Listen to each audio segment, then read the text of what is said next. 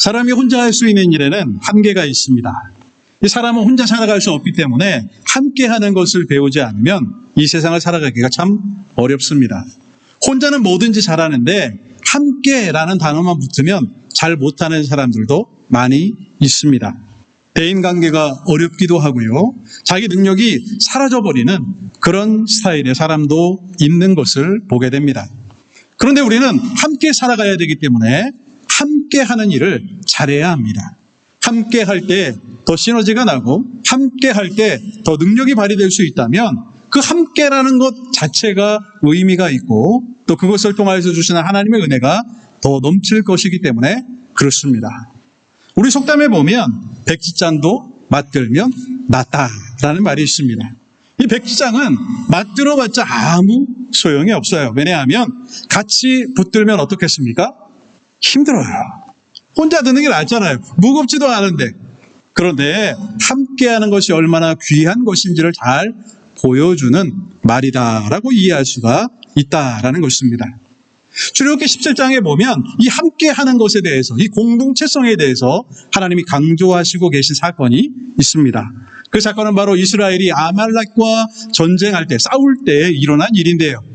모세가 손을 들면 이스라엘이 이기고 손을 내리면 지는 그런 장면을 묘사하고 있습니다. 출애굽기 17장 11절에서 12절 말씀에 보면 모세가 손을 들면 이스라엘이 이기고 손을 내리면 아말렉이 이기더니 모세의 팔이 피곤함에 그들이 돌을 가져다가 모세 아래에 놓아 그가 그 위에 앉게 하고 아론과 훌이 한 사람은 이쪽에서 한 사람은 저쪽에서 모세의 손을 붙들어 올렸더니 그 손이 해가 지도록 내려오지 아니한지라라고 말씀하고 있습니다. 성경에 나오는 이 전쟁, 싸움의 순간들을 보면 대부분 다 어떻게 결판이 나나요? 하나님이 역사하셔서 이 이스라엘이 잘해서 전략을 잘 세워서 이런 것보다는 아무것도 하지 않았음에도 불구하고 하나님이 강권적으로 역사하셔서 여리고성이 무너져 내리고 적군이 물러가고 하나님의 천사가 흩어버리고 하는 여러 가지 사건들을 기록하고 있습니다. 그런데 오직 이 출애굽기 17장에 보면 사람들이 협력해야 한다. 이 모세의 손이 올라가 있으면 이기고 모세의 손이 떨어질 때는 밀리는 그런 사건을 기록하고 있는 것은 출애굽기 17장에 유일하게 기록되어져 있는 사건입니다. 이 사건에서 전쟁에 승리하기 위한 유일한 방법은 손을 드는 것입니다. 그런데 이 사람 손이라는 것이요, 어렸을 때 학교에서 잘못하면 선생님이 어떻게 합니까? 손을 들고 있으라고 그러잖아요. 그 한 1분 정도까지는 들만 합니다. 그런데 이 손이라는 게요, 1분만 지나도 팔이 아파오기 시작합니다. 한 30분 들어보셨죠? 한 30분 정도 들면은 땀이 비 오듯이 내려갑니다. 그런데 이 전쟁에서의 승리가 손을 드는 것인데 30분이 지나가고 1시간이 지나고 2시간이 지나고 3시간이 지나가면 어떻게 되겠습니까? 그때부터는 이건 내가 싸우는 것과 마찬가지인 거예요. 더 큰 어려움을 맞이하게 되더라라는 것입니다. 그때 필요한 게 누구였냐 하면 아론과 훌이었습니다. 한 사람이라도 더 나가서 싸우는 것이 승리를 가져오는 비결이 될 것인데 아론과 훌은 뭘 했냐 하면 모세의 팔을 같이 들어 올렸다라는 것이죠. 성경은 뭐라고 말씀합니까? 그 손이 해가 지도록 내려오지 아니한지라. 함께 힘을 합해서 손이 내려오지 않도록 붙드는 것이 이스라엘이 승리하는 유일한 비결이었다라고 말씀하고 계시는 것입니다. 그 결과가 어떻게 됩니까? 13절 말씀해 보니까 여호수아가 칼날로 아말렉과 그 백성을 쳐서 무찌르니라 라고 말씀하고 계십니다. 왜 유독 출애굽기 17장에만 이런 사건이 기록되어져 있을까요? 왜 하나님은 유독 이 싸움에만 그렇게 역사하셨을까요? 이때는 광야 생활 초기입니다. 막 광야를 나와서 이 공동체성이라는 건 요만큼도 찾아볼 수 없을 때예요. 여러분, 한 나라가 되면 어떻습니까? 우리는 한국이라는 이름만 들으면 스포츠를 해도 꼭 이겨야 되잖아요. 축구를 하면 소리를 질러가면서 응원을 합니다. 왜 그렇습니까? 뭔지 모르는 공동체성 때문에 그렇거든요. 우리는 어디 가든지 이 미국이 잘 되기를 원합니다. 왜 그렇습니까? 뭔지 모르는 공동체성이 있어요. 그런데 이스라엘 백성들은 어떠했냐 하면 각자 그냥 노예로 살던 사람들입니다. 서로가 서로를 챙기고 하는 것에는 큰 관심이 없던 사람들이에요. 하나님의 강권적인 역사로 모세를 통하여 출애굽하기는 하였는데 이 옆 사람이, 내 앞에 있는 이 사람이 내 형제요 자매요 내 혈육과 같다라고 생각하는 사람은 아무도 없었을 것입니다. 그러니까 위기만 닥치면 무엇부터 생겨요? 불평과 불만. 내 형제를 챙겨주고 힘들면 내가 좀 끌어주고, 그런 것과는 거리가 먼 사람들이 바로 지금 이 순간에 이스라엘 백성들의 모습이었다라는 것이죠. 그래서 하나님께서는 이 사건을 통하여서 너희가 승리하기를 원하느냐, 너희가 이 광야 생활 가운데 하나님의 은혜를 체험하기를 원하느냐, 뭐 하라는 거예요? 힘을 합하라는 것입니다. 그것을 보여주는 것이 이 첫 싸움의 의미인 것입니다. 이것은 우리에게도 많은 것을 시사해 줍니다. 우리 교회는 한마음 교회잖아요. 우리는 늘 한마음입니다. 누가 싸우는 적이 없어요. 우리 교회는 그냥 한마음입니다. 참 우리 좋은 점이라고 생각을 해요. 바라기는요, 우리가 하나님 주시는 이 공동체성의 의미를 다시 한번 되새겨보고, 주를 위해서 일하는 일꾼들은 협력해야 된다라는 것을 다시금 기억함을 통하여서 이제 곧 10주년이 다 돼가는데요, 우리 교회는 진짜 한마음, 영원히 한마음 되시는 우리 성도님들이 되시기를 간절히 소망합니다. 오늘 본문의 말씀은 사도행전에서 사도와 우리 3차 전도의 여행을 구체적으로 언급하기 전에 에베소에 있는 아볼로라는 인물에 대해서 기술하고 있는 장면입니다. 이 사도행전을 보면 사도 바울이 등장하기 전까지, 그러니까 13장 전까지는 베드로의 사역이 주로 기록되어져 있고요, 13장부터 사도 바울의 사역이 기록되어져 있습니다. 그런데 그 사도 바울의 사건들 가운데 오늘 본문인 18장에 오면 아볼로라는 사람의 이야기가 기록되어져 있는 것을 보게 됩니다. 이 사람은 어떤 사람이냐? 오늘 본문에 보니까 이렇게 소개하고 있습니다. 오늘 본문 24절과 25절 말씀에 보면 알렉산드리아에서 난 아볼로라 하는 유대인이 에베소에 이르니 이 사람은 언변이 좋고 성경에 능통한 자라. 그가 일찍이 주의 도를 배워 열심으로 예수에 관한 것을 자세히 말하며 가르치나 요한의 세례만 알따름이라라고 말씀하고 있습니다. 이 아볼로라는 인물이 있는데 이 아볼로는 에베소에서 하나님의 말씀을 전하는 사람이었습니다. 이 사람에 대해서 뭐라고 소개하고 있습니까? 이 사람의 고향이 어디냐? 알렉산드리아다라고 말씀하고 있습니다. 이 알렉산드라는 알렉산더 대왕이 헬라 제국을 이루면서 자기의 이름을 따서 지은 애굽에 위치했던, 이집트에 위치했던 도시의 이름이 알렉산드리아였습니다. 당시 상업의 중심지였고 지식과 학문의 중심지였습니다. 헬라 하면 철학이 유명하잖아요. 그러니까 논리, 또 사람들과 언변을 가지고 이야기하고 배움이 있고 학문이 있고 하는 것에 최절정에 있던 도시가 알렉산드리아였습니다.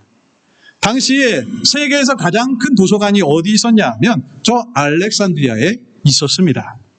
그리고 히브리어 성경이었던 이 구약 성경이 헬라어로 번역되게 되었는데 그것이 어디냐? 바로 저 도시입니다.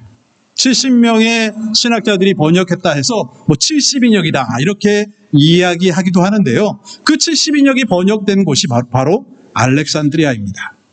그러니까 아볼로는 어떤 사람이냐 하면 어렸을 때부터 유대인으로서, 이 디아스포라 유대인이죠. 디아스포라 유대인으로서 알렉산드리아에서 좋은 교육을 받았고 철학적으로, 신학적으로, 성경적으로 여러 가지 지능을 가지고 있는 사람이었다라는 것을 알 수가 있습니다. 그래서 24절에 보니까 이 사람이 언변이 좋다라고 말씀하고 있습니다. 그러니까 하나님의 말씀과 여러 가지 지식을 가지고 있고 이 사람이 말을 잘해요. 그러니까 가르치는 것에 능통한 사람이구나라는 것을 알 수가 있습니다. 뿐만 아니라 성경에도 아주 능통했다라고 표현하고 있습니다. 그래서 25절에 뭐라고 말씀합니까? 그가 일찍이 주의 도를 배웠다, 그리스도의 도를 배웠다라고 소개하고 있습니다.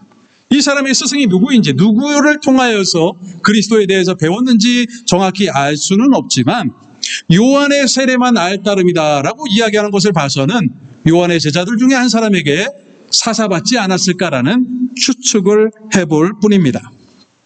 열심으로 예수에 관한 것들을 전하는 사람이에요.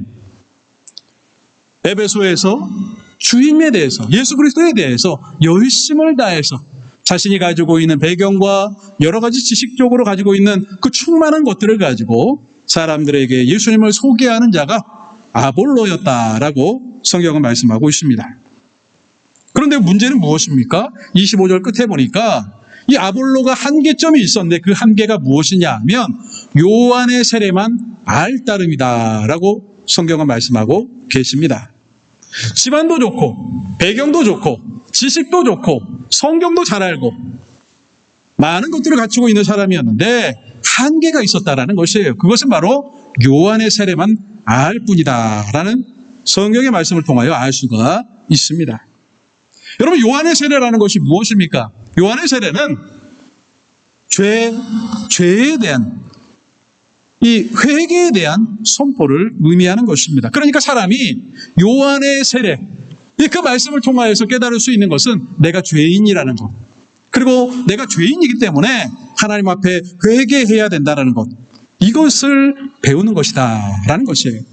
그러니까 이것을 통해서 배울 수 있는, 끝까지 가면 뭘 배울 수 있어요? 그래서 예수님이 필요하다, 그리스도가 필요하다라는 것까지 알 수가 있습니다. 그런데요, 복음의 완성이 무엇입니까? 이 복음이라는 것이 무엇이에요? 그리스도께서 이 땅 가운데 오셔서 나를 위하여 십자가에 죽으시고, 이것을 우리는 대속이라고 이야기하죠. 그리고 주님이 3일 만에 부활하십니다. 그리고 다시금 우리를 찾아오신다라고 말씀하세요. 이것이 구원의 은혜이고 신앙의 원리입니다. 근데 요한은 어디까지 아느냐? 내가 죄인이기 때문에 하나님 앞에 회개해야 되고, 그래서 우리가 그리스도가 필요하다까지만 아는 사람이다라고 볼 수가 있다라는 것이죠. 이것이 그가 가지고 있었던 한계점이었다라고 성경은 소개하고 있습니다. 아볼로는 겉으로 보면 완벽한 사람입니다. 그런데 복음의 정수가 무엇인지 깨닫지 못했던 사람이에요. 그러니까 이런 사람이 에베소에서 복음을 전했다라는 것은 무엇을 의미합니까?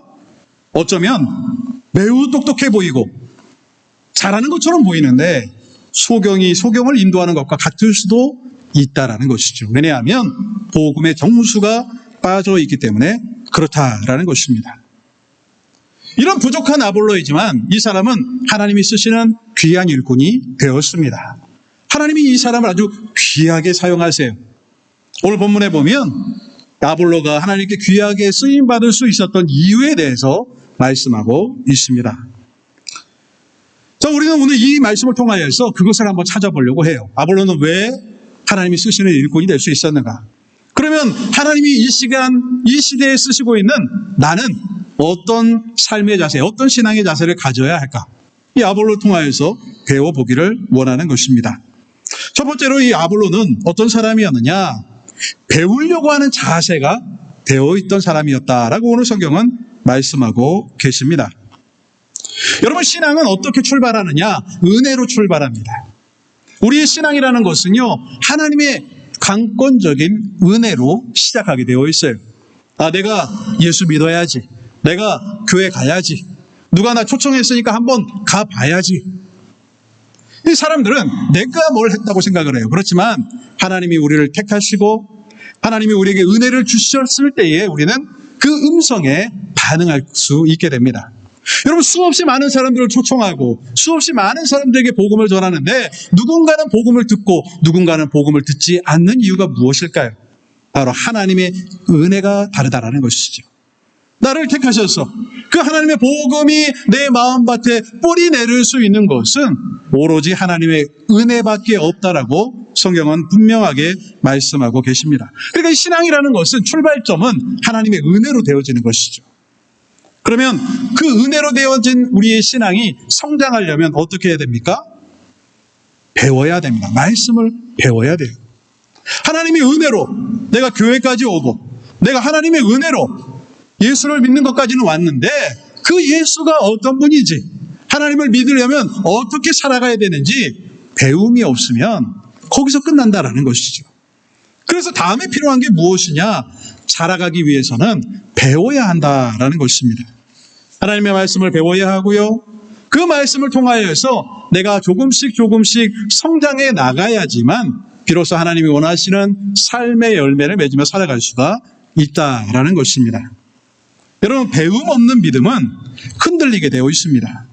내가 하나님의 말씀에 응답하여서 교회 가운데 나온 것 같은데 조그만 위기가 닥치고 어려움이 닥치면 흔들려요. 금방 무너져 내려봅니다. 왜 그렇습니까? 배움이 없기 때문에 그렇습니다. 하나님의 말씀을 알아야 그 말씀을 붙들고 그 말씀을 통하여서 내가 위기도 이겨나가고 고난도 이겨나가고 여러 가지 어려움을 극복해 나갈 수 있다라는 것입니다. 여러분, 어떤 사람들은 예수를 믿고 열심을 가지는 사람이 있어요. 열심만 있습니다. 봉사도 열심히 하고요. 열심을 다해서 수고합니다.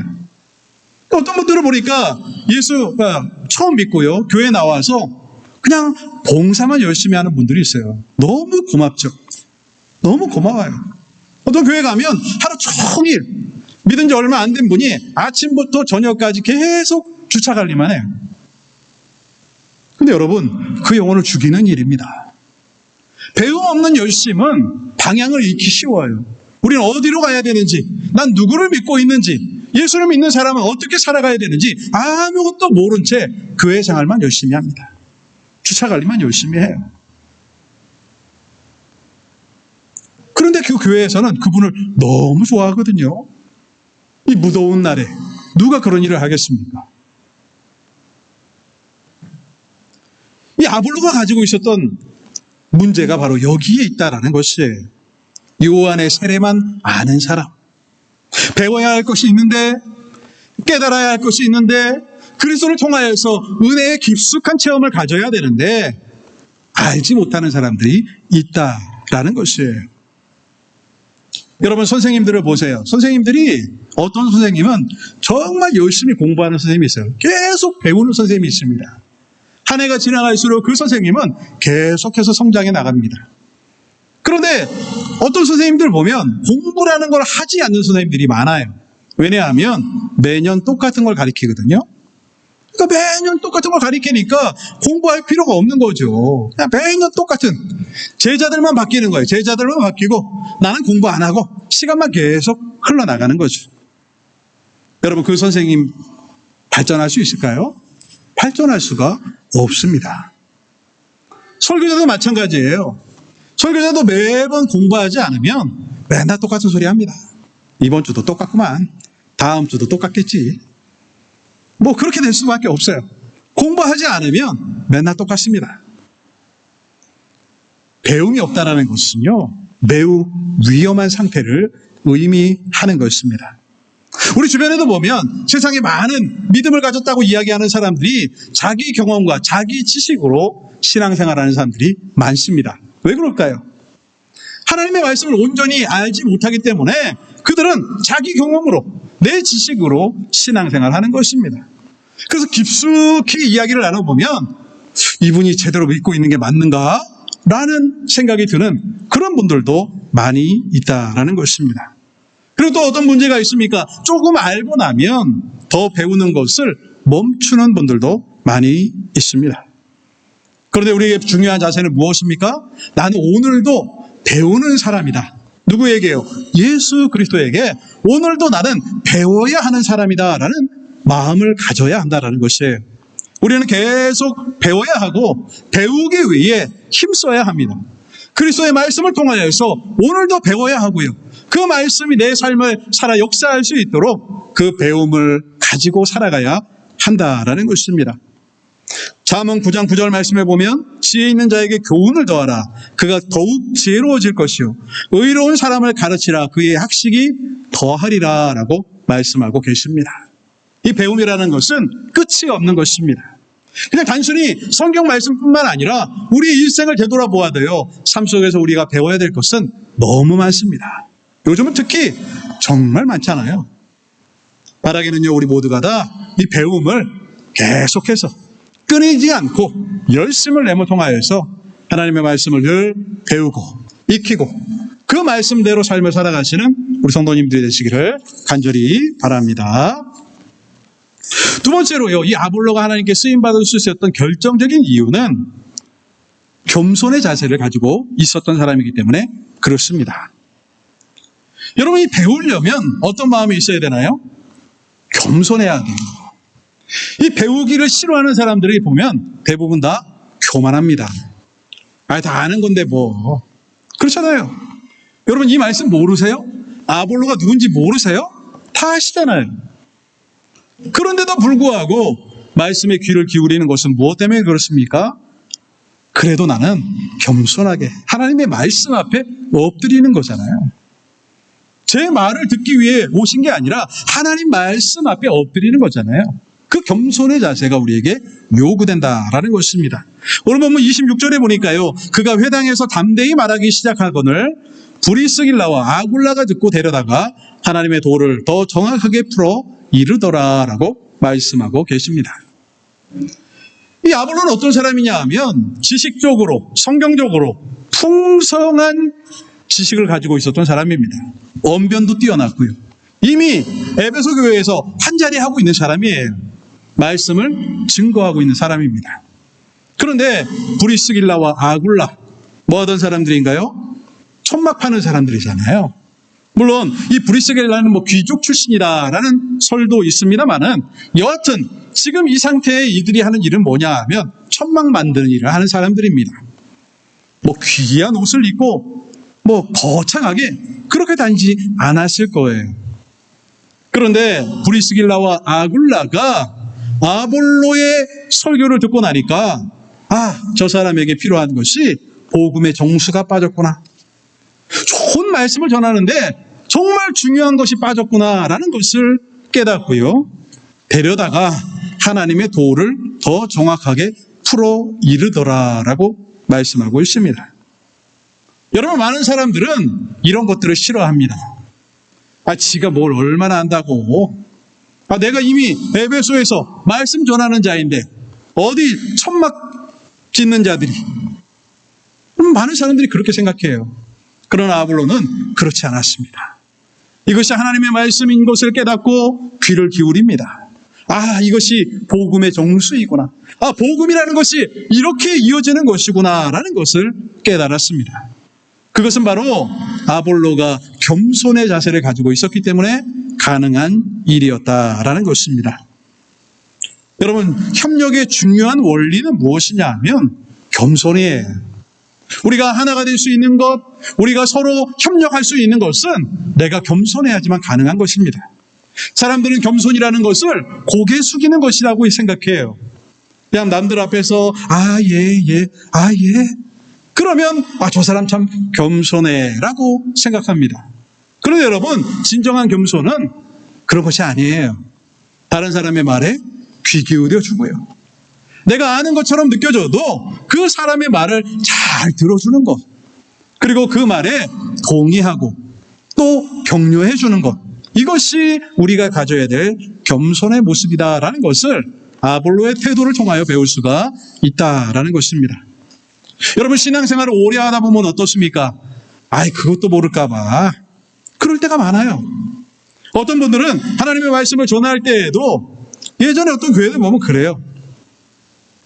목사님, 그거 다 옛날에 했던 건데 무슨 성경 공부를 한다고. 다 아는 건데. 그래도 좀 같이 하시죠. 이거 내가 몇 번은 다 들은 거라.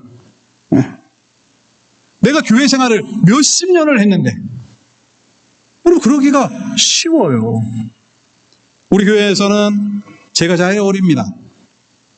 그렇잖아요? 이 신학의 경력을 따지면 저는 기껏해야 한 50년밖에 안 됐지만 여기에는 80년 동안 신앙생활 하신 분들도 많잖아요. 그러면 50년 해가지고 신앙생활 했다고 이제 겨우 성경 몇 자 읽었구만 할 수도 있는 거잖아요. 그런데 여러분이 겸손하기 때문에, 하나님 말씀 앞에 겸손하기 때문에 그 말씀에 귀 기울이시는 거다라는 것이죠. 여러분, 내 마음에 교만이 찾아오면 배움은 멈추게 되고 성장은 멈추게 되어 있습니다. 겸손이 사라진 신앙은 결국에는 형식만 남게 되어 있어요. 내가 겸손의 마음이 사라지면 그냥 교회에 와서 이때 되면 예배 드리는 것이지, 이럴 때는 찬송 부르지, 이럴 땐 기도하잖아. 너무 많이 알지만 나는 하나님과 점점 멀어질 수도 있다라는 것입니다. 하나님은 누구에게 은혜를 주십니까? 야고보서 4장 6절 말씀에 보니까 그러나 더욱 큰 은혜를 주시나니 그러므로 일렀으되 하나님이 교만한 자를 물리치시고 겸손한 자에게 은혜를 주신다 하였느니라 라고 말씀하고 계시는 것입니다. 하나님은 겸손한 자에게 은혜를 주십니다. 그렇게 우리가 하나님의 은혜를 받아 누리고자 한다면 바로 아볼로가 가지고 있었던 이 겸손의 마음을 가져야 한다는 것이에요. 다른 곳에서 겸손한 것보다 하나님의 말씀 앞에 겸손해야 되고요. 그 말씀 앞에 엎드려야 하고요. 그 말씀에 귀를 기울여야 하고요. 그 말씀 앞에 순종해야 한다라는 것을 오늘 성경은 우리에게 말씀하고 계시는 것입니다. 그래서 아볼로는 하나님께 쓰임받는 일꾼이 될 수가 있었다라는 것입니다. 바라기는요, 우리 모두가 다 하나님 앞에서 무엇보다 겸손해지기를 원합니다. 말씀 앞에 엎드려지기를 원합니다. 말씀에 순종하기를 원합니다. 그러함을 통하여서 하나님이 귀하게 사용하시는 우리 성도님들이 되시기를 간절히 바랍니다. 마지막 세 번째예요. 이 아볼로를 통하여서 우리가 배워야 될 것은 실천의 자세를 배워야 합니다. 여러분, 알기는 많이 아는데, 듣기는 많이 듣는데 우리가 제일 못하는 게 뭐냐 하면 실천하는 거예요. 하나님의 말씀을 듣고 그 말씀대로 살아가는 것이 아주 약하다라는 것이죠. 그런데 아볼로는 어떠했느냐? 오늘 본문 27절과 28절 말씀에 보면 아볼로가 아가야로 건너가고자 하므로 형제들이 그를 격려하며 제자들에게 편지를 써 영접하라 하였더니 그가 감의 은혜로 말미암아 믿은 자들에게 많은 유익을 주니 이는 성경으로서 예수는 그리스도라고 증언하여 공중 앞에서 힘있게 유대인의 말을 이김이러라 라고 말씀하고 계십니다. 여러분, 중요한 것은 무엇이냐 하면 실천이 있어야 한다는 것이죠. 아볼로는 어떻게 실천합니까? 에베소에서 이 사람은 이미 복음 전하는 자였습니다. 이 복음의 정수를 경험하고 나니까 이 에베소에는 가르치는 사람들이 많이 있으니 내가 아가야로 가서 하나님의 복음을 전해야 되겠다. 내가 그리스도의 복음을 전함을 통하여서 많은 사람들에게 유익을 줘야 되겠다라는 마음이 갖기 시작합니다. 그리고 아가야로 건너가게 되죠. 성경은 뭐라고 말씀합니까? 형제들이 그를 격려하며 제자들에게 편지를 써 영접하라 하였더니 그가 감에 은혜로 말미암아 믿는 자들에게 많은 유익을 주었다라고 말씀하고 계십니다. 아볼로는 정체하지 않았습니다. 배운 것을 가지고 실천하기 위하여서 하나님의 복음을 전하기 위해 열심을 다했던 사람이 바로 아볼로다라고 말씀합니다. 무엇을 전했나요? 예수는 그리스도다. 예수는 그리스도다. 그가 알고 있었던 복음은 무엇이었냐 하면 우리가 죄인 되었고 죄인이기 때문에 그리스도가 필요하다라고 선포하였는데 이제는 그 그리스도가 누구라고요? 예수라고. 예수가 그리스도시라고 전하는 삶으로 살아가게 되었다라고 말씀하고 계십니다. 사람들은 뭔가 실천하라고 하면요, 봉사하라라는 말로 듣더라고요. 그래서 교회에서 봉사 열심히 해야 복 받습니다라는 이야기를 많이 듣고 또 좋아합니다. 제가 예전에 전도사 생활을 할 때요, 그 몇십 년 전인데요, 우리 전도사님 이 교육자들이 많으니까 교육자들에게 이 성도들이 너무 힘들게 식당 봉사를 하니까 목사님이 그런 거예요. 우리 교육자들이 다 같이 식당 봉사를 한번 해봅시다. 예배 끝나고요, 설거지를 시작했는데 설거지가요 5시간이 걸리더라고요. 5시간. 네. 보통 11시에 예배 드리잖아요. 12시에 예배가 끝나자마자 오늘은 다른 일 하지 말고 식당에 모입시다. 그리고 식당에 봉사를 했는데 5시간 설거지를 했어요. 5시간. 어떤 생각이 들었을까요? 먼저 들었던 생각은 우리 성도들 진짜 고생한다.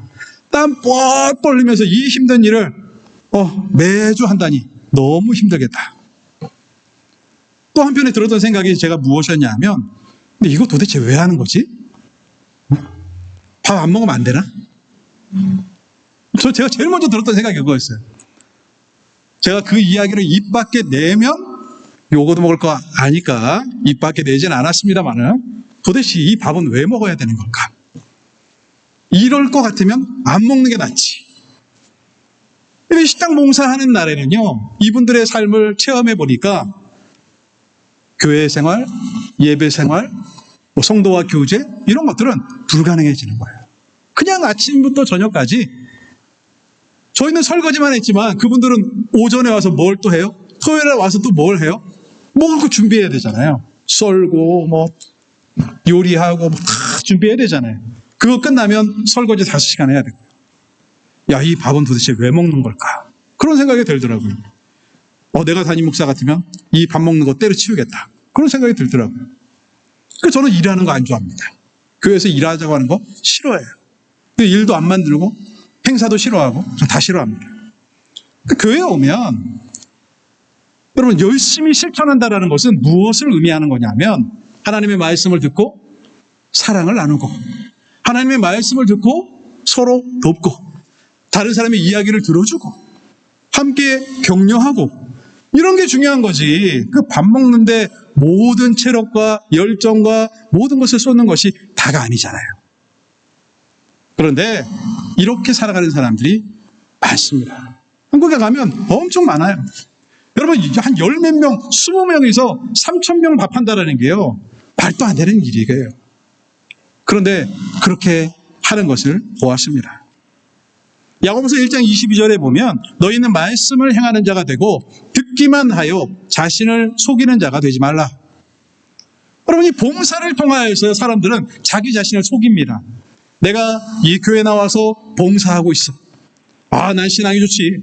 난 아침부터 저녁까지 이 더운 곳에서 계속 차량을 인도하고 예배는 참여를 안 합니다.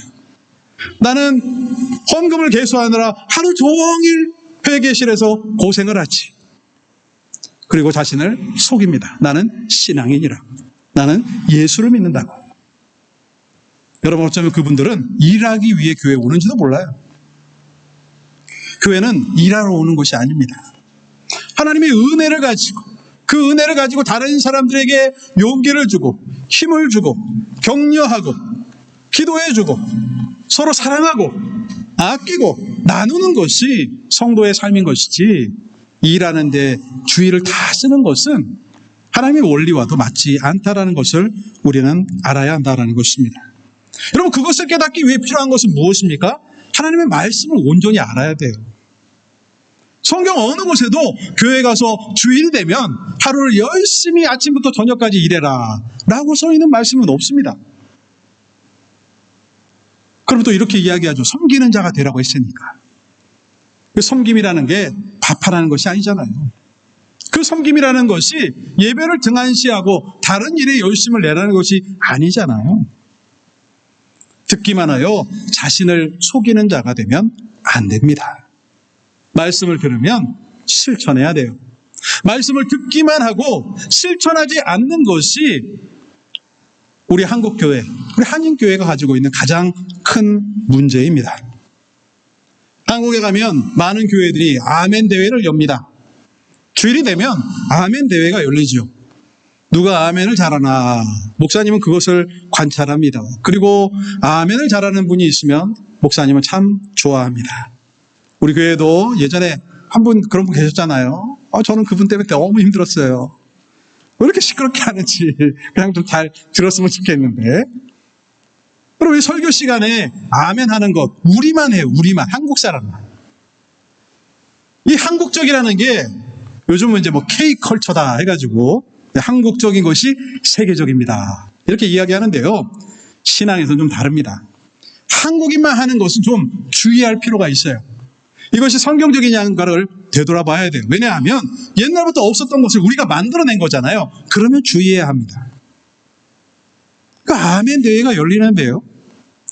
여러분 설교 시간에 아멘 하는 게 중요할까요? 아니면 하나님의 말씀을 듣고 내가 묵상하며 내 삶을 되돌아보고 나는 어떤 삶을 살아야 되는지 결심하는 게 중요할까요? 말씀에 집중하는 게 더 중요해요. 그래서 그런 분들 많이 보잖아요. 아멘 안 해야 될 때도 그냥 아멘 하는 사람 있잖아요. 여러분 죄 받습니다. 아멘. 이러면 안 되잖아요. 그분은 그냥 아멘하러 온 거예요. 아멘하러. 그 목사님들이 부흥회 갈 때 자기 아멘맨들을 데리고 다닙니다. 왜냐하면 분위기를 잡아야 되잖아요. 이 부흥회 갔는데 교인들이 썰러 우리 교회 오면 다 망할 겁니다. 그분들 다. 조용하거든요, 우리는. 근데 이 분위기를 잡으려면 어떻게 하냐 하면 아멘맨들을 데리고 다녀요. 여기 하나 딱 심어 놓습니다. 그러면 그분들이 아멘 안 해요. 그러면 이제 옆에 있는 분들이 덩달아서 같이 합니다. 그 남는 건 뭐예요? 아멘 남았겠죠.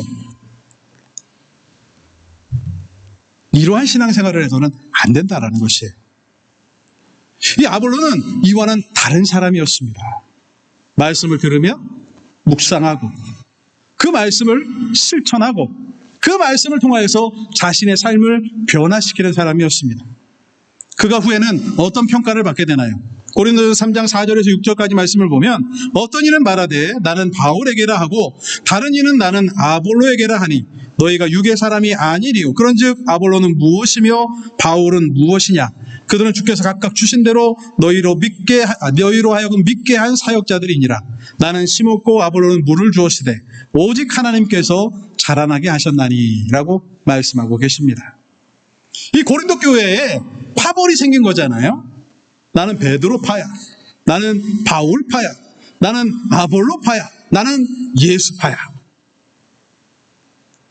좋은 일이 아니지만 여러분 잘 보세요. 여기 누가 들어가 있습니까? 베드로가 있잖아요. 바울이 있잖아요. 심지어 예수님이 있습니다. 그런데 거기에 누가 들어가요? 아볼로가 들어갑니다. 사도 바울의 평가가 어떠했느냐? 나는 심었고, 그러니까 가는 곳마다 사도 바울은 심는 사람이죠. 하나님의 복음을 증거하는 사람, 뿌리는 사람입니다. 그러면 그것을 자라게 하는 사람이 누구였느냐? 물을 주은 사람이 누구냐? 아볼로였다라는 것이에요. 그리고 결정적으로 열매 맺게 하시는 분이 하나님이신데 그 일에 귀하게 사용된 사람이 누구냐? 아볼로였다라고 사도 바울은 평가하고 있다라는 것이죠. 사도행전의 평가는 어떠했습니까? 아볼로는 요한의 세례밖에 알지 못하는 사람이었다라고 평가하고 있습니다. 그런데 고린도전서에 가니까 이 아볼로가 이제는 바울과 같이 하나님께 귀하게 쓰임받는 동역자급으로 성장하게 되었다라는 것을 성경은 말씀하고 계시는 것입니다. 여러분, 우리는 이러한 삶을 살아가야 합니다. 우리 인생이 끝나가면 하나님의 평가가 있을 것인데 나는 어떤 사람이냐? 하나님의 말씀을 배우기에 힘쓰는 사람이 되어야 합니다. 그리고 그 말씀을 들을 때마다 겸손하여서 그 말씀 앞에 엎드려져야 합니다. 그리고 그 말씀을 다른 이들에게 증거하고 그 사랑의 은혜를 실천하며 나눠줄 수 있는 사람이 되어야 합니다. 그러면 우리의 인생이 끝나갈 때에 하나님은 우리를 이렇게 평가하실 것입니다. 바울이 심었고 아볼로는 물을 주었고 우리도 역시 그 옆에서 무언가 작은 것이라도 하나 주를 위하여 애썼다라고 기록된다면 여러분, 우리의 인생이 얼마나 가치 있는 믿음의 삶을 살아간 것일까요? 바라기는 오늘 이 말씀을 기억하시면서 복음을 위하여서 우리는 협력해야 되는데 그렇게 위하여서는 배우고 겸손하고 실천해야 된다는 사실을 기억하며 늘 하나님 말씀대로 믿음으로 다 승리하시는 우리 성도님들이 되시기를 주님의 이름으로 축원을 드립니다. 기도하겠습니다. 사랑의 주 아버지 하나님, 은혜를 감사합니다. 하나님, 저희들을 사랑하셔서 은혜로 불러주시고 또한 그 사랑의 은혜를 베풀어 주셨는데 혹시 우리가 하나님의 말씀을 등한시하며 그냥 내가 믿었던 그 방식대로만 믿기를 원하고 또 하나님의 말씀 앞에 온전히 엎드려지지 못하고 겸손하지 못한 모습이 있는 것은 아닌지 되돌아보기를 원합니다. 주님 말씀처럼 주님 앞에 늘 겸손하게 하시고 들은 말씀을 실천하게 하시고 늘 말씀을 가까이 함을 통하여서 하나님이 주시는 귀한 열매, 하나님이 주시는 놀라운 은혜를 나눠주며 살아가는 주의 백성들 다 될 수 있도록 하나님 축복하여 주시옵소서. 감사를 드리며 예수님의 이름으로 기도하옵나이다. 아멘.